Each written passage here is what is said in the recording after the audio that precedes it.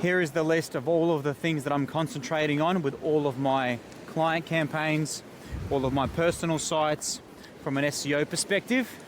This includes 800 or so of my own domains, lots of client campaigns. So I think I'm at about 20,000 hours of core focus SEO time where I'm sitting down, judging keyword movements, optimizing sites, audits, you name all the technical stuff. And so here is exactly what I'm concentrating on right now. So the first one is user engagement on the website, otherwise known as user satisfaction metrics, reaching the goal of whatever it is on that page. So it might be a lead form, right? So someone lands on the website and fills out a contact form or takes some kind of action, be it watches a video, clicks through. This is not a new metric. We've known for many years that the giants like Bing and Google, they track how users behave on our website. It's the same algorithm that decides if you should watch the next TikTok video and what that video should be. It's about user engagement. And if someone is searching for a certain key term, be it removalist, locksmith, and they do land on our page, Google will judge if that user has engaged with our site, how far through the process that he went. And that is by far the most important metric. It's, did the user receive what they came to find? Did they find what they were looking for? Obviously there's different types of intent. There's commercial intent, there's informational intent, so it needs to be matched to the query. So otherwise this could be known as an engagement score, this could be known as dwell time on page. Basically metrics that prove that there was some sort of a good experience on the site, right? The next one I'm concentrating on across all of my campaigns is traffic diversity. So receiving traffic from more than just one source, not just Google. Look, the big giants use that as one of their ranking factors. They see that if a brand is receiving traffic from all sorts of sources, Facebook, Instagram, YouTube, it shows like a natural progression of a brand, and it's just another trust signal. If all of these other platforms are referring visitors to the site, up you go with trust. It's about comparing your asset to another asset, to a competitor asset. So similar to the analogy of outrunning a bear, I just need to outrun you or the dude next to me, and then I won't get eaten. Same with this. So diversifying traffic. These days it's pretty easy to put out some content across multiple channels. You can create like a basic content machine where you have a list of interview questions about what you do, a base of case study questions for tradies, for example, talking about their projects. That means a little bite-sized reel can go up onto social media, TikTok, Instagram. You can do things like flipping the video so it's unique across different platforms. You can film it in 4K landscape, so it will fit a YouTube landscape format, but then because it's filmed in 4K, the middle of it is 1080p. So there's a lot of ways that you can, I guess, take the first baby step in getting content across all platforms. And a lot of the time I'm pushing all of my clients as much as I possibly can to get down to traffic diversifications, because this actually helps the website come out of the sandbox period, which is like a trust period. It's like a kindergarten for websites.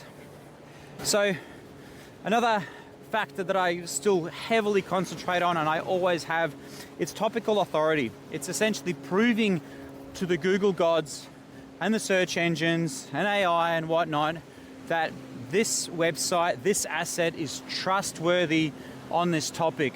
And the way you prove that with things on the site is just guide-like pieces of content that show real value, that deliver real value. Bonus points if you can get unique statistics, unique case studies, custom stuff, not just regurgitated stuff from online. Of course, you're going to be researching things that are online and crediting sources, but it's best if that study, I installed 50 air conditioners, I installed 50 LGs, and I installed 50 Mitsubishis. Here is what I found. So the attribution is yours, right? So topical authority, still extremely important. These days, we're focusing on super quality content instead of quantity. Previously, we used to smash 100 to 200 to 300, 400 blogs that will just maul over topics within clusters and categories. And we used to see our sites just skyrocket and hog so much traffic results. These days, with the shift of AI, Google is trying to clean up the internet. So I'd still do that if all of those posts had unique, researched and content that cannot be made anywhere else.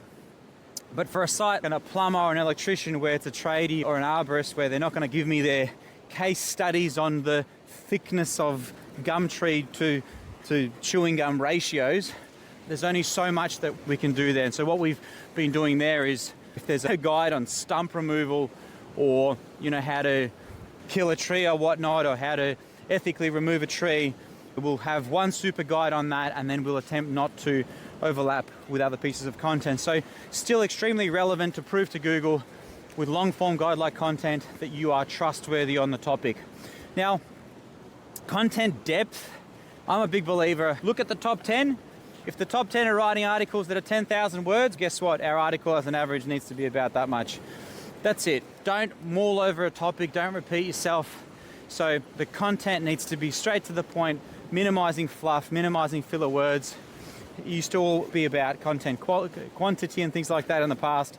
So that sort of falls under topical authority. Quality backlinks. We've gone back. I feel like we've gone more back to our roots than ever before. Backlinks are still and will forever be baked in the way Google makes decisions. How else can it understand trust? If you have more websites, more sources from around the world mentioning your website, that is baked in their patents, it's in their algorithm of how they trust, right? If you have powerful websites, trustworthy websites referring traffic to you, that's a sign of trust. Links come in all shapes and sizes, and this is why I invest heavily in my own personal websites. 100 websites in weddings, 100 websites in finance and trades. So I already have websites that I'm progressing, that I'm flipping. They could be blogs, they could be directories, they could be whatnot. So there's a healthy flow of links that I send to my campaigns from my own personal sites. We buy a lot of links. There's guest posts, there's niche edits, there's niche suppliers, there's citations, there's PR links and all sorts of stuff. However way, links are important. It's basically electrical cables to the house. It's plumbing to the house to get you more juices running. The next one is brand search volume. Now, this is a hard one if your domain is an exact match keyword, and so many of mine are, but if you have a brand plus key term, you're in luck. So if your brand is unique, one of the ways that Google is understanding trust with your brand, and if your brand is important, if there are more people that are searching for your custom brand, your personal unique name that is only you.